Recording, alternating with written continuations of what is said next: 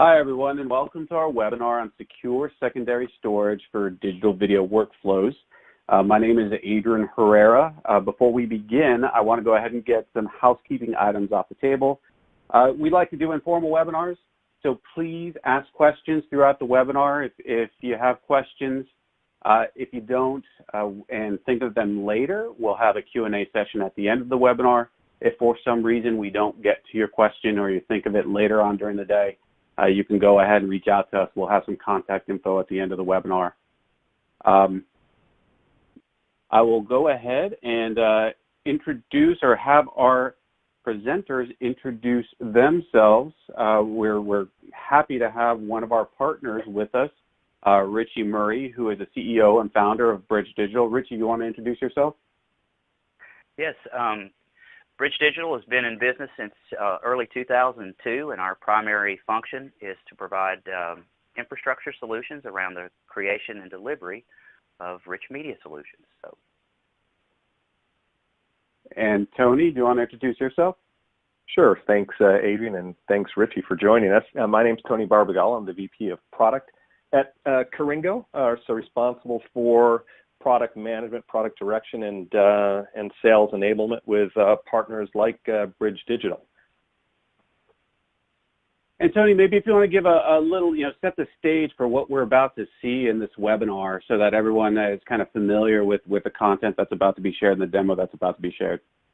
Sure. So just at a very high level, we'll just do a quick introduction on our two companies and on Caringo as an object storage platform in general, and then really dive into the concept of inactive and unstructured data, and specifically how that relates to the media and entertainment section. And then I'm going to hand it over to Richie for a very sort of deep dive on this solution in action with Avid and Marquis Project Parking.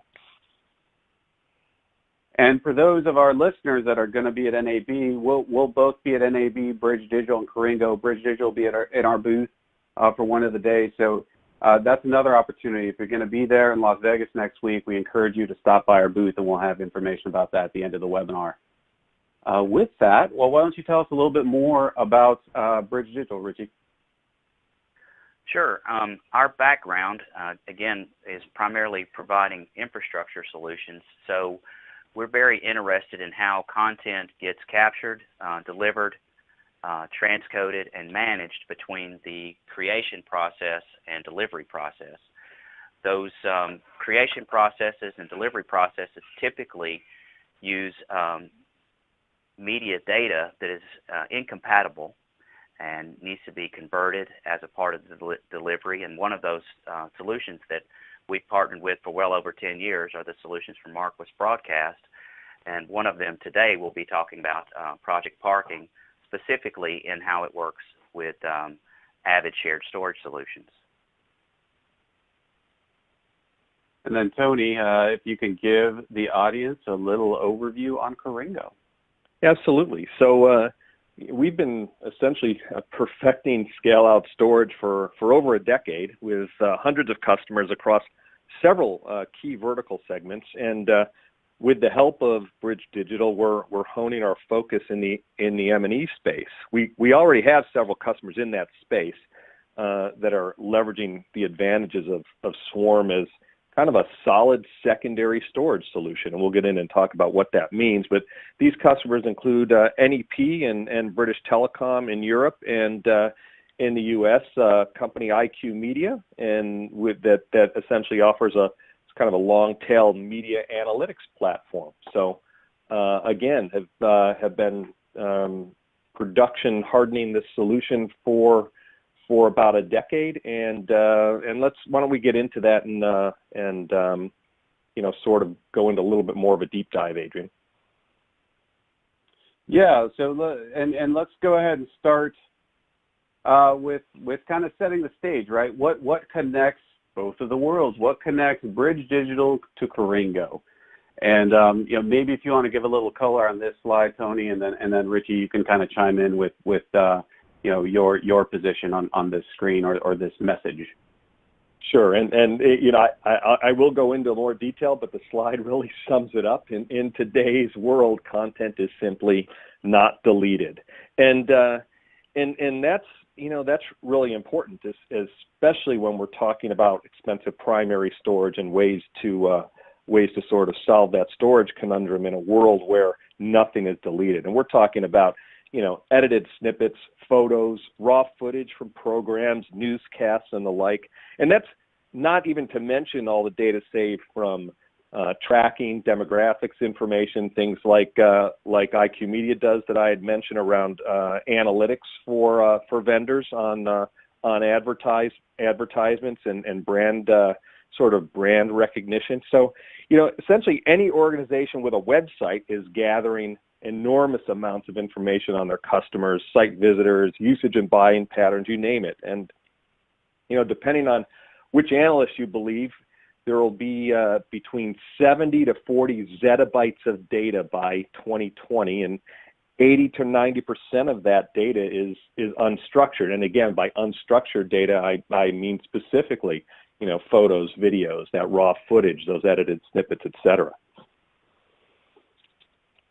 Yeah, and just for our audience, Richie, before you begin, for our audience, I'm getting reports that a lot of people are seeing some error screens on the presentation. We are working with tech support right now to correct those issues, but we can go ahead and keep the presentation going, and it should be resolved by the time we get further on. And they said they'll be able to preserve the recording, so we can keep on going. So Richie, sorry about that. I just want to let everyone know that we're working on the presentation issue, and it'll be resolved shortly. So go ahead, Richie. Okay. Well, one of the interesting things that being a reseller, we get to choose, you know, who we're going to partner with. And one of the reasons that we wanted to be involved with what Caringo was doing is it really bridges the gap between production storage, long-term archive, and near-time access. One of the issues you run into with straight from production storage into straight into an archive is many times you still need some level of access to the content that would be more easily referenced if it was in a spinning disk environment.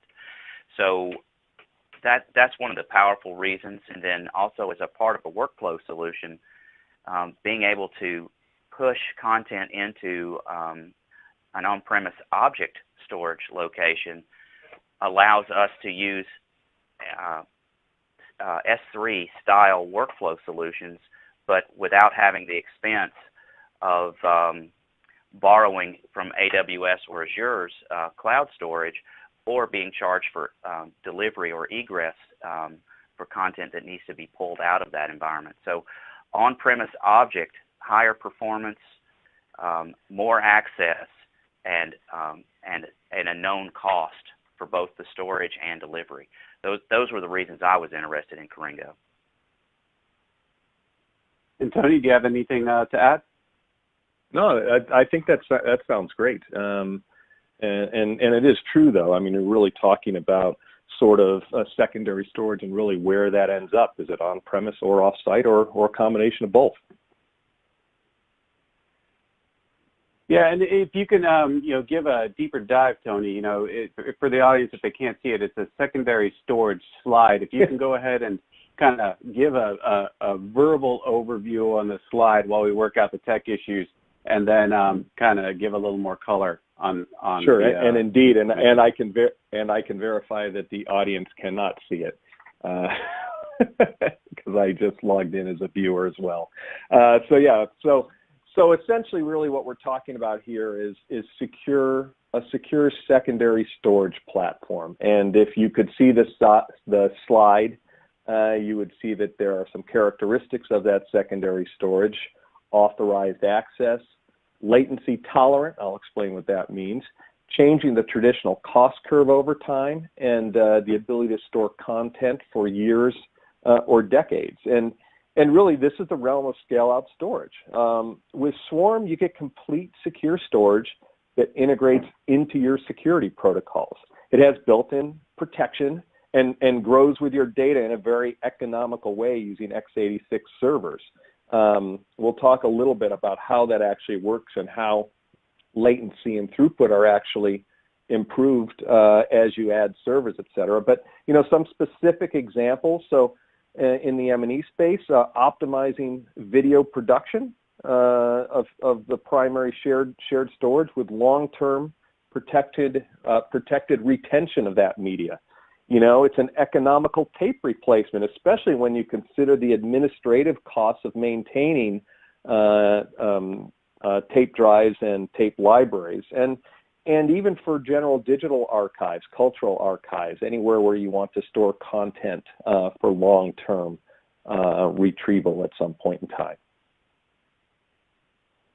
Well, Tony, one of the things that's important to note about long-term archives is the infrastructure that holds those forever files is continually changed, and specifications change, hardware availability changes. No matter what x86 environment you buy, in 7 years it's going to be overdue for replacement. So being able to have something that offers the ability to migrate without a lot of overhead is very, very important. Yep, makes perfect sense. So with that, we'll move on to the next slide. And again, they're still working on the problem. So just describe what the slide shows, Tony. And sure, and absolutely. Then, yeah. So essentially, we're talking about consolidating both storage and access tiers. And if you look at the slide graphics, visual description of them shows a couple of 4 different icons, and really talks about the key points that web traffic is already HTTP. So that means no protocol changes are necessary. Can stream through. The streaming is available via range read, so you can go to any point in a video that you choose directly from the storage environment. You don't have to download the entire video. And again, many users, many parallel sessions. So what does that all mean from a description standpoint? And really, one of the great things about Swarm is that the primary communication protocol is HTTP.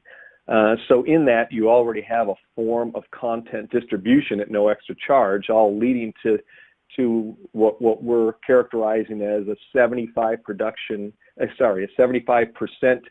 reduction in cost versus primary storage. And you can actually dial up throughput. So if you need to add users, add access, you can dial up throughput and capacity simply by adding servers. And again, standard x86 servers, by simply adding them to the storage cluster. And I guess the point to get across here, it's object storage and what we're classifying as secondary storage. It's really more than storage, right? I mean, it's combining the access and delivery tiers. I mean, that's at the heart of it. And object storage is almost a misnomer. And I think we run into that a lot when we talk to customers, right, Tony? Yeah, exactly. And it's really what we're offering in this particular case is a complete storage, secondary storage platform. And again, as you click forward on the next slide, we'll see actually how we enable that. Because not only do we support native HTTP protocol for accessing the storage, but also SMB and NFS. So that allows you to work with your existing applications and workflows. Yeah, and as we move along, this is where we introduce the FileFly platform, or the secondary storage platform. And again, please verbally describe what's on the slide and the benefits and the value. Sure. Picture, if you will, a slide with a number of very interesting icons. And the FileFly, when added as a secondary, it went with part of the secondary storage platform and part of Caringo's Swarm, really allows you to identify inactive data and automatically migrate it. And again, I'll talk specifically about M&E shortly. But because the data is protected on secondary storage, you can guard against ransomware attacks. Really allowing you to extract value from existing storage and resources. And as I mentioned, integrating transparently with applications as workflows, as you may or may not see in the upcoming demo. But that really means that if you're using third-party applications to access storage, we've made that a transparent process with Caringo FileFly. So FileFly is a Windows application that seamlessly migrates data from primary storage to Caringo Swarm. So it uses policies to move data based on pretty much any file attribute that you choose. So this could be last access time, or perhaps by file property such as migrate all JPEGs to secondary storage, or maybe even by specific Avid project files, as we'll see, as hopefully we'll see shortly in the demo.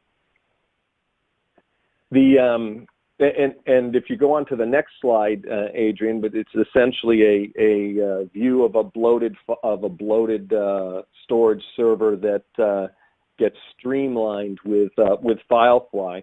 But the solution that we offer is available as a complete software appliance, so it can actually run in virtual machines or as an integrated hardware platform. So when you think about active versus inactive data, you really can get up to a good 80 to 90% of the capacity back from your primary storage. So what's interesting in this regard is that most data just immediately ends up staying on the device, on the storage device where it first came in, and typically that's your expensive primary storage. And really, what we're offering is a solution here that allows you to essentially transparently move that data that doesn't really need to be on primary storage off to a more economical secondary storage platform.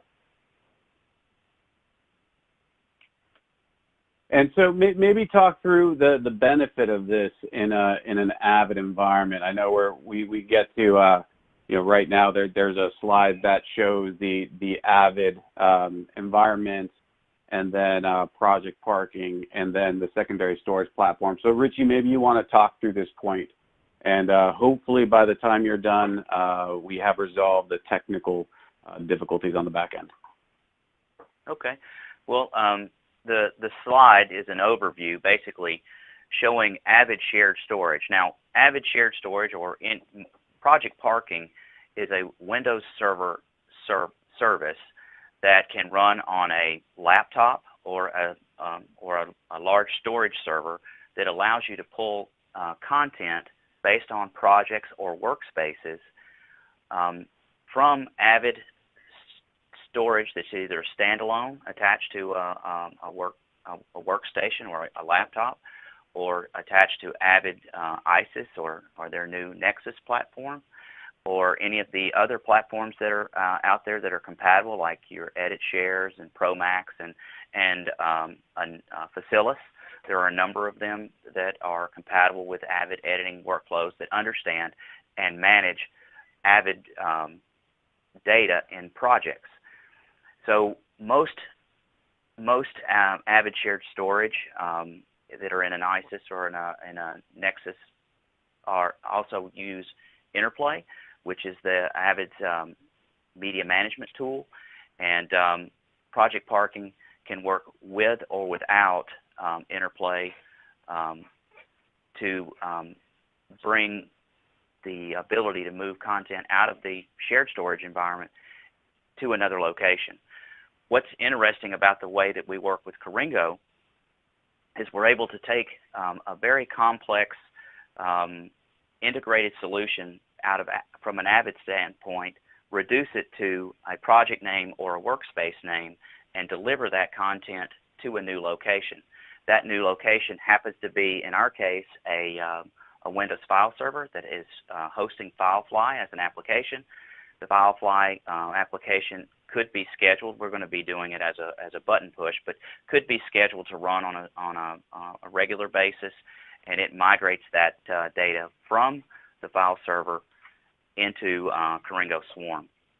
And as a part of those rules that you mentioned, we leave the components that Project Parking need, like the XML and the metadata components. So all of those components stay online. They're copied to the file system, but they're not deleted from the file system, where all of the high bitrate content that takes up space is moved out of the Windows server. So prior to this workflow with Caringo, we would have taken those files in the file server and copied them usually to some removable media. That might have been tape. The downside of that is it's offline, and you have to use a middleware application to bring those files back. With Caringo, we can simply make a request through the Project Parking window, and it will bring it back quickly. So that's what we'll be showing here shortly on the demo. So Richie, maybe what examples have you run into in your experience where you'd want to keep data or media or content online? So from a workflow perspective. Well, one really obvious one is a backup. In many cases, Avid shared storage is, it's a highly tuned performance storage environment that's more expensive than similarly sized disks and infrastructure. So we allow people to be able to take a project and push it to another location for disaster recovery, either from a hardware failure or from a user error. Any of those reasons. We can use it for delivery. So we want to take it out of a shared storage environment and deliver it and give it to someone so they can work on it at home or work on it in another location. Project Parking has the ability to basically import all of the metadata from another Project Parking. So if we were to deliver from Site A to Site B can read the catalog that Project Parking has made and restore it into that. So it can be used as a delivery mechanism, and then also for long-term archive. Many times projects will be put on hold, or certain aspects of the projects will be put on hold while edit decisions are being made, or any number of things. Avid shared storage is, most people's shared storage environments are full at 80% or 90% full, and a new project needs to come in because this project's on hold. So that's another real common reason to move media out of working storage, and then obviously archive, long-term archive, forever storage. Thanks for that. And we're still working on resolving the technical issues. I'm with Bright Talk Tech Support as we speak. Although it's working fairly well if we just call it a podcast. Yeah, maybe the webinar turns into a podcast. So we do have a demo for you. That was one of the main draws of the webinar. It looks like you're not going to be able to see the demo. So I think maybe if we just talk through what you would see. I encourage you to visit us at NAB. We'll be going over the demo in our booth. We'll also do another reshoot of the webinar so that you get the full demo experience and you can see it. And we'll also have a recording after the fact of this where you can see the demo. But it's looking, on with Bright Talk Tech Support, they're saying that they're not going to be able to fix it and they'll upload the on-demand version later. But I think we're just going to go ahead and reshoot it later. But Richie, maybe talk through the demo and what users would see if they're able to see the screen, and then we can go ahead and invite everyone back to either a recording or another webinar when we get that set up. Well, if you're going to do it, if this is going to be processed, maybe you should go ahead and do the screen share component. Yeah, let's run through it. We'll go ahead and screen share. Maybe this will fix the tech issue. We'll see. Who knows? The The project parking window is basically a collection of a view of it runs an analysis against the Avid shared storage location. It understands the relationships of the files to the workspaces and the files to the projects.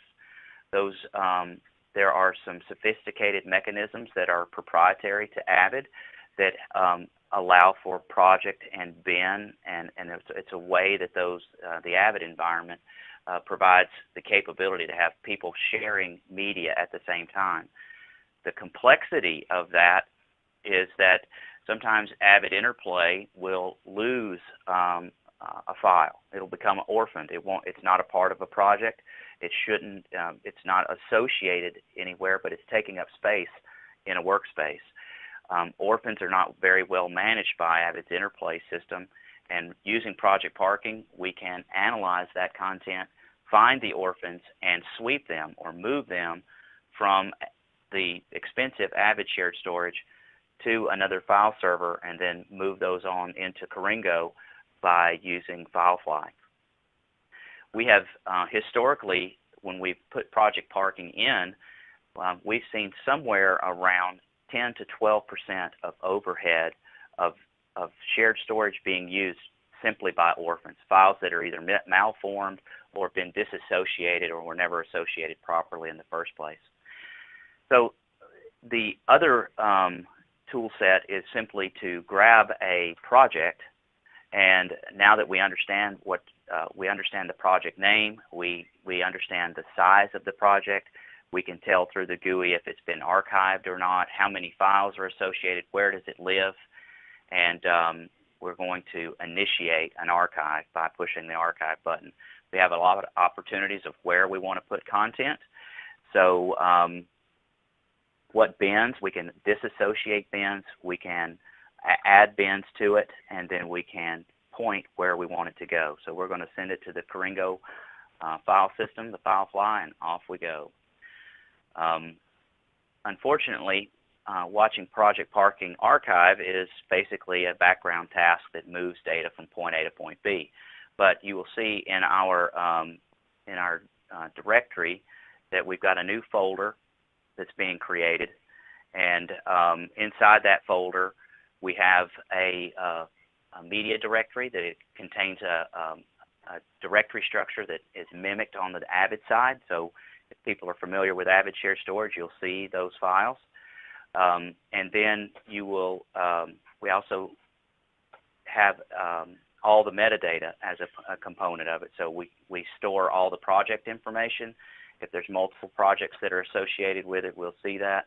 And then we have XMLs that explain in detail relationships between the files and the projects that they're a part of.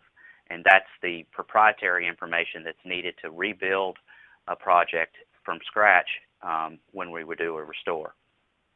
After we run, we're going to pull up and go to the FileFly interface and simply run the Project Parking workflow, which what that's doing for us is migrating the content based off of rules. We told it to move any data except XML data off of the file share and into the Caringo swarm.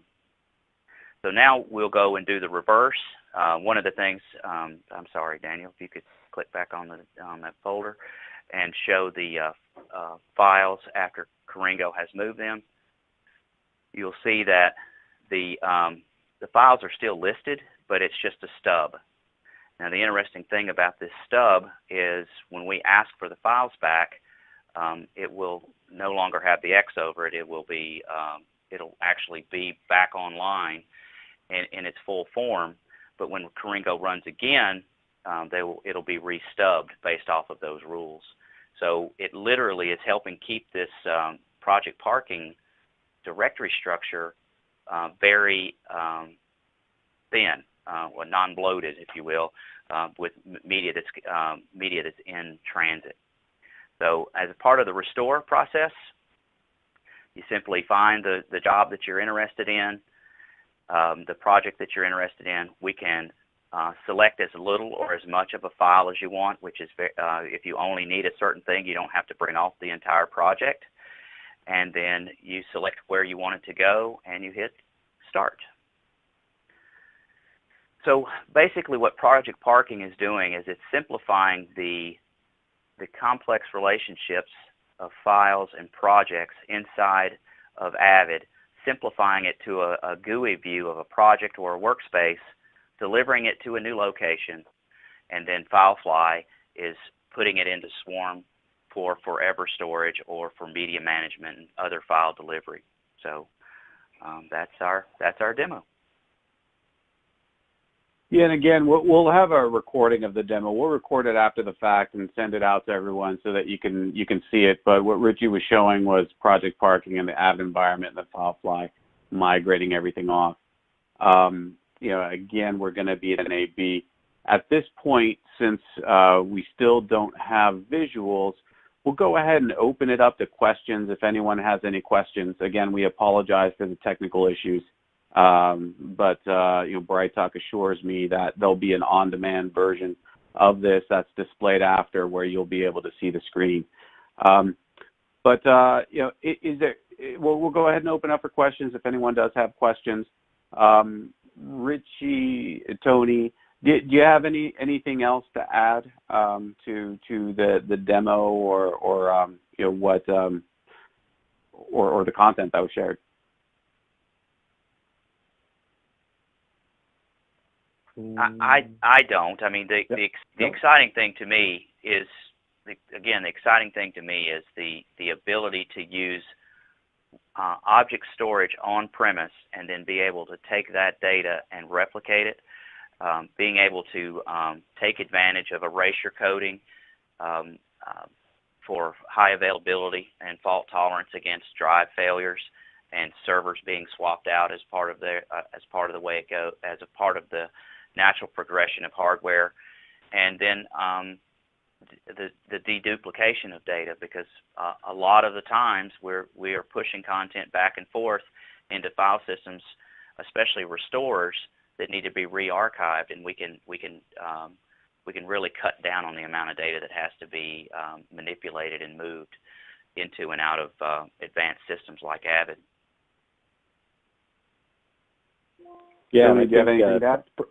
Yeah, I think probably the only additional thing to add is that, again, because of that erasure coding, you're getting built-in long-term protection, durability, dial up your number of nines without having necessarily to replicate your data 2, 3, 4, 5 times. That's really what erasure coding accomplishes. So that built-in protection and really at a fraction of the space as if you were to have to replicate it on site or even replicate it a number of times off site or onto tape.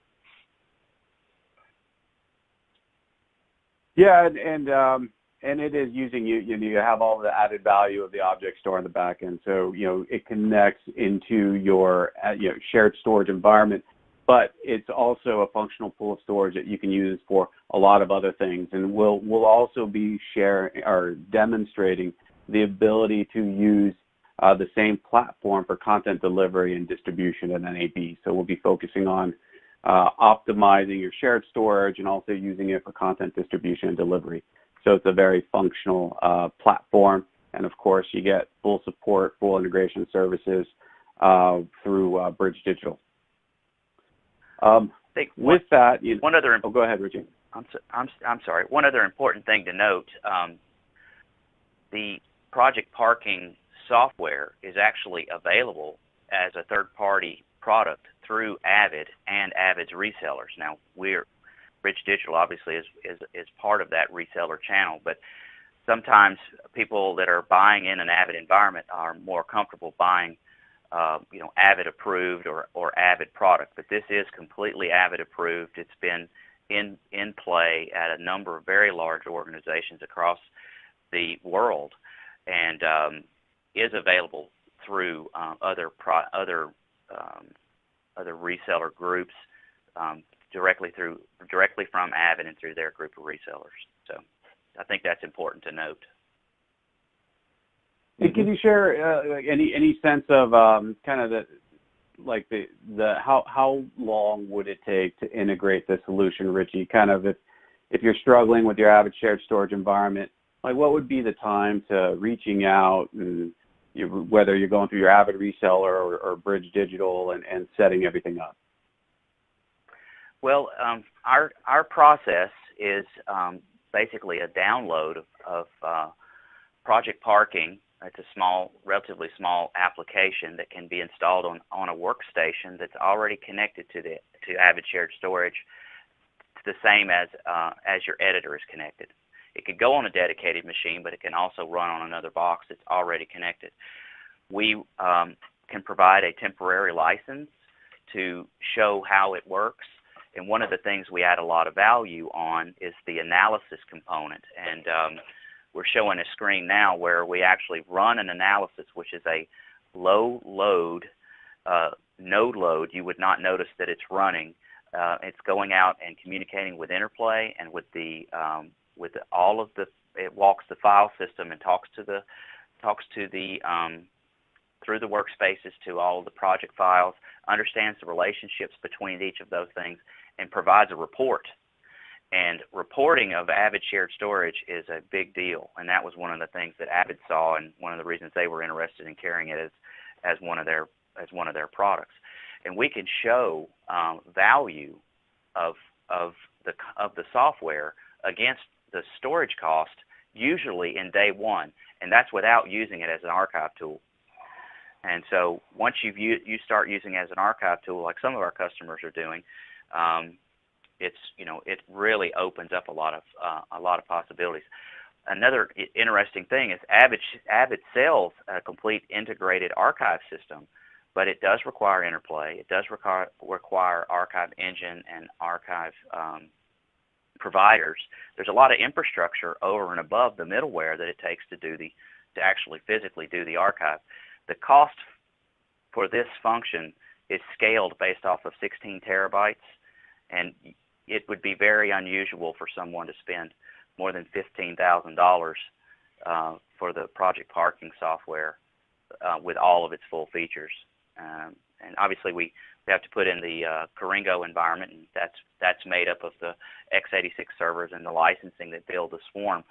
But the Project Parking itself we can have a demo of it running in an afternoon. Yeah, and Tony, maybe give a concept of the setup for Firefly and Swarm just from a time perspective so that everyone can understand how quickly everything can be set up. Sure. I mean, from an evaluation standpoint, we actually have a free developer edition that actually is running on my laptop. If you were going to install from bare metal, our best practice for a self-protecting cluster is 3 nodes. We have some management software that can run in VMs, so we either on a separate server that you could purchase or we could provide. We provide both the software and or a complete hardware software appliance solution. But again, it is standard x86 servers, so the management software can run in VMs on a separate server, and then once that is up and running, the Swarm nodes simply boot over the network. So installing the 3 nodes and moving to 4, 5, or 6, depending on your capacity and performance requirements, is simply a matter of taking a server out of a box and hooking it up to the right network and turning it on, and just making sure the BIOS is set up to boot from the network. The other thing we've seen is organizations actually repurposing existing servers, especially in the M&E space, where typically you're looking for the very high performance servers and machines from a CPU standpoint to do a lot of the video editing, and those servers tend to have their end of life a lot sooner than if they were just used for kind of normal computational work. Those servers could actually be are perfect candidates to be essentially repurposed into storage servers and be part of the swarm cluster. And let's say, I get data migrations when you're storing content for a very long time. Data migrations are an issue. Upgrading the hardware underneath the content and media. So, what does the Swarm software do to help there? Yeah, and we didn't really go into that in a lot of detail. There's a number of webinars that we've done on the Bright Talk channel that you should actually be able to view that go into more detail on that. But briefly, the data protection is essentially built in. If a disk fails, the data is segments of that data are stored on other disks throughout the cluster, and essentially your data is protected. That data is essentially self-healing, so you could actually have disks fail, and as an end user, not even know that that's happened. Of course, we have an administrative user interface that allows you to know that, and then you can replace the disks when time permits. A disk failure in our environment is not a critical issue that needs to be addressed by your IT staff at 2 a.m. in the morning on a Saturday, and that's really important. So again, there isn't that type of requirement to have a guarded eye over the storage cluster isn't required, which again reduces the amount of downstream administration that's needed to operate the secondary storage. Yeah, well said. Do you have again, feel free to ask any questions if you have them. We'll be at NAB booth SL 12407. So that's in the South Lower Hall, booth 12407. If you do have any questions, you can go ahead and, after the fact, you can go ahead and direct them to info@caringo.com. And you spell Caringo, Caringo. I think that's the one screen you have been able to see, is both of our logos, so at least you know how to spell our company names. Tony, Richie, anything you want to add before we wrap things up? No, sir, not on my end. Yeah. Oh, again, thanks everyone for attending our podcast. Really appreciate the attendance, and judging from what I see as the views, appreciate people staying on and listening to us speak, even though the video was lacking. Yeah, and as mentioned, the video may be displayed in the recording, the on-demand recording, but we'll also go ahead and record it on a different platform and send it out to everyone who joined, so that they can see the demo.